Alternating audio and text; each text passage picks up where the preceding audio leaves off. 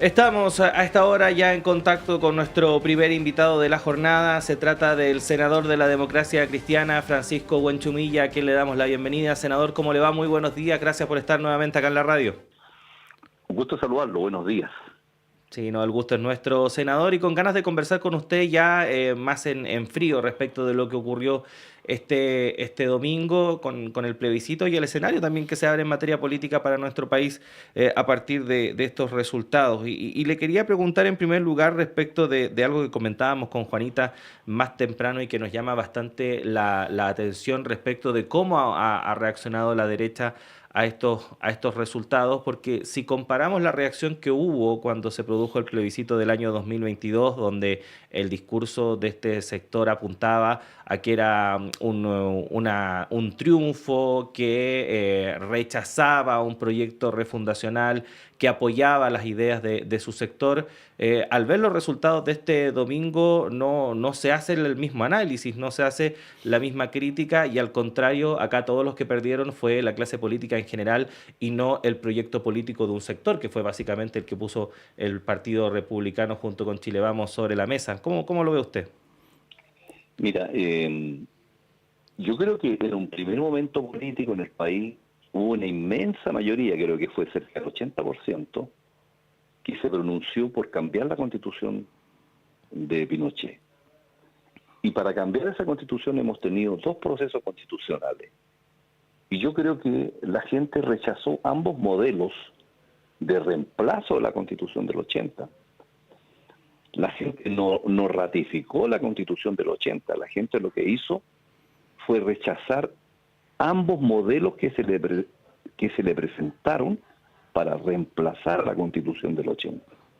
Pero el sentimiento de cambio yo creo que está vigente, lo que pasa es que a la gente no le hace cuento el modelo del primer proceso, ni le hizo cuento el modelo del segundo proceso que hicimos acá. ¿Por qué a la gente no le hizo cuento y lo rechazó?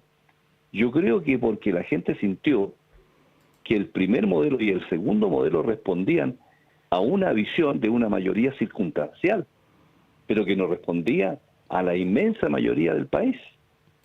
Entonces nos quedamos con la Constitución del 80, pero no porque la gente no quiera cambiarla, sino porque quiere un cambio distinto a los modelos que se le presentaron. Ahora, uno de los problemas que tenemos como país es que nadie tiene la humildad suficiente para reconocer su derrota y que la gente quiere otra cosa. Entonces, claro, tenemos esta reacción de la derecha que sigue pensando de que ahora lo que vale es la Constitución del 80 y que no hay que hacer más cambios. Yo creo que se rechazaron los modelos, pero no se ratificó una Constitución que la gente quiere cambiarla, con una visión distinta, naturalmente. Senador, buenos días. Buenos días. Justamente a uno le llama la atención que cuando se hacen preguntas concretas, ¿no es cierto?, como aprueba esta propuesta de constitución o la rechaza, la gente se pronuncia sobre eso y después los sectores políticos hacen interpretaciones libres de todo lo que supuestamente la gente quiso decir con eso. Y al parecer la respuesta es tan simple como la que usted señala. Se le propuso un proyecto de constitución y no le gustó, se les propuso un segundo proyecto y no les gustó. Y eso es todo lo que la gente ha dicho hasta ahora. Exactamente. Que no les las demás son interpretaciones libres. Entonces la pregunta es, ¿va a seguir pendiente el tema constitucional? Pero además le agrego esta otra pregunta, senador. El estallido del 19 de octubre fue por varias cosas más que una nueva constitución. Hay otras demandas de la ciudadanía que finalmente se canalizan con este cambio constitucional. ¿Cómo se van a resolver y cuánto tiempo tiene el mundo político para asumir que las demandas de octubre están pendientes y que la nueva constitución también está pendiente? Yo diría que hay dos cosas respecto de la naturaleza del estallido. Yo creo que fue un movimiento espontáneo que nace desde la base en contra de una sociedad que la gente sentía que era una sociedad desigual, injusta, arbitraria y abusiva. Y demandó los cambios necesarios al modelo que habíamos tenido. Y el mundo político, entre los cuales yo me incluyo, por supuesto, sintió de que ese modelo podría reflejarse y plasmarse en lo que era el modelo constitucional. Y entonces hizo el acuerdo del 15 de noviembre, diciendo vamos a tener este proceso constitucional, pensando de que eso sintetizaba las reglas del juego que permitían este modelo desigual y abusivo. Entonces, se hizo ese primer proceso y la gente sintió que no le hacía cuento, como digo yo. Hicimos el segundo y pasó lo mismo. Entonces, yo siempre dije que la gente, con su voluntad, señaló de que la Constitución del 80 nos sigue dividiendo, porque ese es el tema. Tenemos una Constitución de más de 40 años, en la cual no tenemos consenso en el país y nos sigue dividiendo. Y ambos procesos no han logrado superar esa división y por lo tanto seguimos divididos y seguimos con la tarea pendiente, no solo en materia constitucional, sino que en dar respuesta al profundo reclamo que se presentó con el estallido social. Y entonces eso significa que el país vuelve a seguir en la misma senda y no lo hemos logrado superar por más de 40 años, lo que pasó hace 50 años cuando se instauró la dictadura militar y se instauró este modelo, digamos, muy extremo de liberalismo, que pudiéramos llamarse neoliberalismo, y no tenemos acuerdo. Entonces son, a mi juicio, todavía tareas pendientes. Ahora, ¿cómo se hace esto ahora? Yo creo que no hay un piso para hacer un tercer proceso constitucional, porque nosotros en el Senado y en el Congreso hicimos la arquitectura jurídica para ambos procesos, pero hoy día tenemos la duda de decir, mira, ¿cómo vamos a seguir en un tercer proceso si esto no resulta? Entonces, por eso es que todo el mundo habla de una cierta pausa. Y yo he dicho, mire, bueno, entonces en ese caso tratemos de buscar los acuerdos en el Congreso a ver si podemos arreglar esto un poco entre nosotros, digamos. Pero no, nadie tiene la varita mágica de decir cómo sigue este proceso, la verdad de las cosas. Uh-huh. Luego del triunfo del en contra, Francisco Vidal, el ex ministro, señaló que efectivamente los pilares o los amarres de Jaime Guzmán en la Constitución se habían eliminado todos, que el último que faltaba, que era el alto quórum que había para las reformas constitucionales, se modificó también con este cambio a 4/7 y que no lo dijo con esta, o parece que sí lo dijo con estas palabras, que parece que ahora la Constitución está impeque para continuar.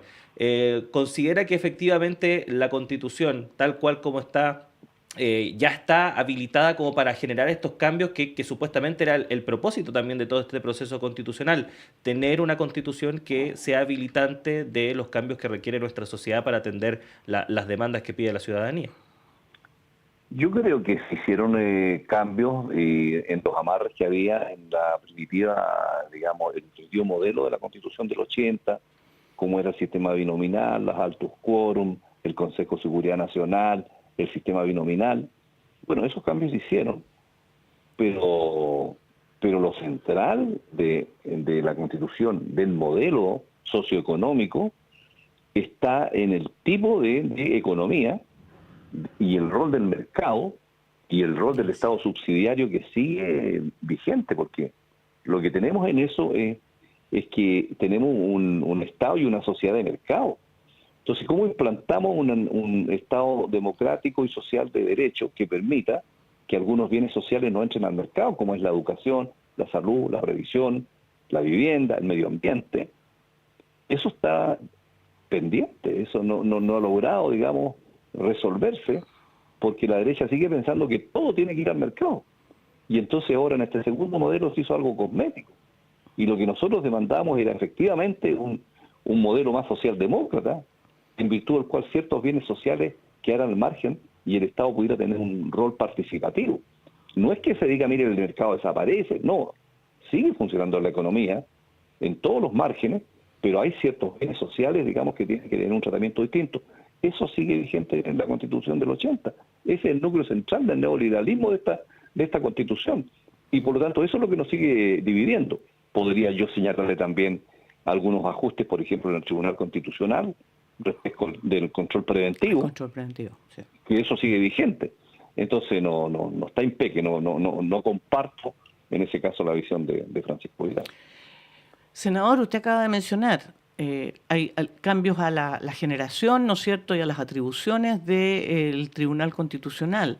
El Estado Social y Democrático de Derecho, que en la actual Constitución está lejos de estar presente.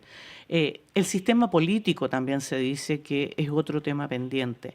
Todos estos temas podrían abordarse a través de sucesivas modificaciones dentro del Congreso con estos quórum más bajos, o volveríamos a tener una suerte de embunche, ¿no es cierto?, de un texto que finalmente va a estar parchado y que termina no siendo coherente necesariamente al final.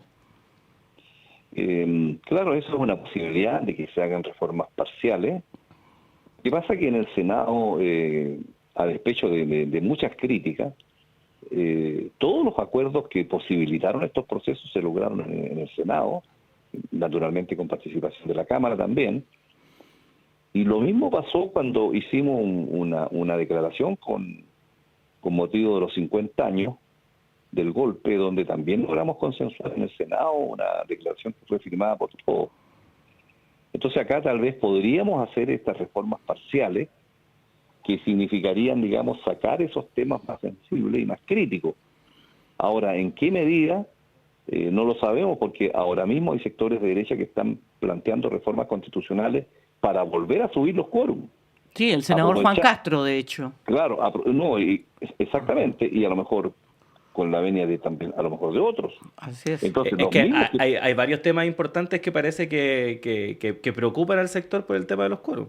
Es que efectivamente, como perdieron, ahora les preocupa eso. Claro, lo que pasa es que la otra vez se hizo, digamos, esa reforma de bajar el quórum a los 4/7, y ahora que ve que el escenario cambió, entonces ahora quieren volver a subir los quórum. Entonces, ¿qué es lo que hay ahí? Entonces esa es la poca visión de Estado que se tiene, digamos. Entonces quiere hacer un movimiento táctico de coyuntura, simplemente, entonces de esa manera no puede haber acuerdo, simplemente si estamos así con esa mentalidad de querer aprovecharse de las circunstancias y no tener una visión que le dé sentido de unidad y de perspectiva estratégica al desarrollo del país, de resolver los problemas, sino que cómo voy yo ahí en la ganancia corta. Sí, claro, sí, es difícil entenderse, digamos. Pero yo espero que eso sea minoría. Vamos a ver qué pasa. Sí. Estamos conversando con el senador de la Democracia Cristiana, Francisco Huenchumilla. Senador, bueno, su partido durante los últimos años, hay que decirlo, ha sido bien maltratado por varios sectores. Principalmente se le ha catalogado como una suerte de niño símbolo de esta política de los acuerdos que en su momento se impugnó bastante por un sector que incluso ahora está siendo parte del Ejecutivo, del gobierno. Y precisamente desde el mismo gobierno, una vez conocidos los resultados, se hizo un llamado bastante ferviente y efusivo a iniciar una temporada de acuerdos. ¿En qué pie quedan las ideas que representa su partido luego del resultado, no solamente del plebiscito del domingo, sino que de los dos procesos que vivimos en estos años en general? Bueno, yo haría una distinción ahí respecto a una cosa conceptual de los acuerdos. La política consiste esencialmente, entre otras cosas, en la racionalidad que pueden tener los seres humanos de entenderse con argumentos y con debate de ideas. Entonces siempre los acuerdos son factibles y son deseables, pero los acuerdos no pueden ser con una pistola en el pecho, no pueden ser supeditados a que te impongan ese acuerdo, que te chantajeen con los acuerdos, sino que tiene que ser fruto de una deliberación democrática los acuerdos. Y por lo tanto yo reivindico como herramienta en una sociedad democrática una política de los acuerdos, pero en esa dirección. Ahora, lo que tuvimos en los 90 fue una política de los acuerdos supeditada a un margen constitucional que está relacionado con los quórum, con el binominal, con todo. No tenía ningún margen. Entonces, ahora, bueno, ojalá tengamos un acuerdo diferente, porque, bueno, hace un año y medio, 2 años atrás, yo era partidario de que la democracia cristiana pudiera haber entrado al gobierno. Pero hoy día, después de ver cómo se manejan las cosas, creo que no estoy en esa postura. Creo que sería un error que nosotros entráramos a un gobierno que no ha logrado demostrar una apertura y una gestión política realmente abierta, sino que hemos visto ahí una lucha por el poder respecto de qué izquierda se impone sobre la otra izquierda. Entonces, bueno, a mí creo que en esas condiciones, ¿qué podemos hacer nosotros viendo, digamos, una lucha por el poder, digamos, en la actual coalición? Como perdiéndose toda la frescura que se tuvo cuando se inició, frescura en el sentido de transparencia y de posibilidades de cambio, ¿no? Entonces yo creo que hoy día eso cambió. Ahora la democracia cristiana tiene otro desafío, que frente a estos extremos, escoger el camino ancho y abierto del centro. Ese es el camino abierto que le queda, para realmente decir, mire, tenemos una postura distante de ambos extremos y una cuestión distinta. Aunque yo quiero también ser franco, que hoy día en el mundo la pregunta, ¿cuáles son los paradigmas que tienen los partidos políticos? ¿Qué nos divide con los socialistas o el PPD? Si todo el mundo hoy día es socialdemócrata, no hay alternativas al modelo, salvo los distintos modelos de capitalismo que hay en el mundo, como Estados Unidos y los europeos, los escandinavos, etcétera. Entonces nadie tiene un proyecto refundacional, pero cuando se vamos a los extremos al país no le gustó. Entonces yo digo, se abre un ancho camino del centro, del medio, digo yo, un ancho camino del medio para la democracia cristiana, pero para eso tiene que tener un ayornamiento, una modernización, tiene que ser claro en todos sus planteamientos, tener un cuento y tener ideas, y que la gente sepa qué es lo que plantea la democracia cristiana. Bueno, esta es la tarea de la próxima directiva que se va a elegir este próximo mes. Tenemos mucha tarea pendiente por eso, pero que si no, vamos a ir a la baja. Pero si nos renovamos y vemos el mundo moderno, distinto, y leemos bien el escenario, digamos, tiene una oportunidad la ADC, el ancho camino del medio. Perdón, solo en un minuto. ¿Le hizo mella la partida de algunos militantes, de algunos senadores y que se autodenominaron representantes del centro a la democracia cristiana? ¿O esto que ocurrió el domingo demuestra que no les afectó mayormente? Mire, siempre que se producen estos quiebres partidarios o quiebres matrimoniales es muy doloroso para la familia política en este caso, porque son, bueno, toda la vida habíamos estado juntos. Pero yo siempre dije que no era una crisis de fraternidad, esta era una crisis de distintas visiones de ideas. Y bueno, estos ex camaradas se fueron enarbolando un proyecto de centro y terminaron atrapados por la derecha, porque hoy día ¿qué callejón tienen? No tienen un callejón, porque estuvieron con la derecha, estuvieron en la franja, estuvieron con todo. Y entonces ahora tienen que estar en la coalición para las próximas elecciones. Entonces hoy día técnicamente y políticamente terminaron en la derecha. Entonces, claro, eso ¿qué mensaje hay para el centro? No hay mensaje, hay un mensaje de derecha, simplemente. Un proyecto frustrado, en ese caso. Un error político que cometieron. Senador Francisco Huanchumilla, senador de la Democracia Cristiana, ex ministro y un hombre con una larga trayectoria, por supuesto, en la política nacional. Le agradecemos muchísimo haber conversado con nosotros esta mañana. Que tenga muy buen día. Igualmente, muchas gracias, gusto saludarlo, estar con usted. Gracias, senador. Bueno, ahí está el senador de la Democracia Cristiana, Francisco Huanchumilla. Bien interesante la entrevista respecto de diversos temas y en particular respecto del futuro de la democracia cristiana, que curiosamente es algo que estábamos conversando más temprano. Coincidimos con el senador respecto a que parece que el camino, como dijo él, está en ese ancho camino del medio. El camino propio. Así es. Así que vamos a ver. Bueno, 8 de la mañana con 1 minuto, tenemos que hacer una pausa en esta primera edición de Radio Análisis. Siga junto a nosotros porque en breve llega Patricio López para continuar con esta edición y nosotros nos reencontramos ya mañana. Juanito, un abrazo. Que esté muy bien.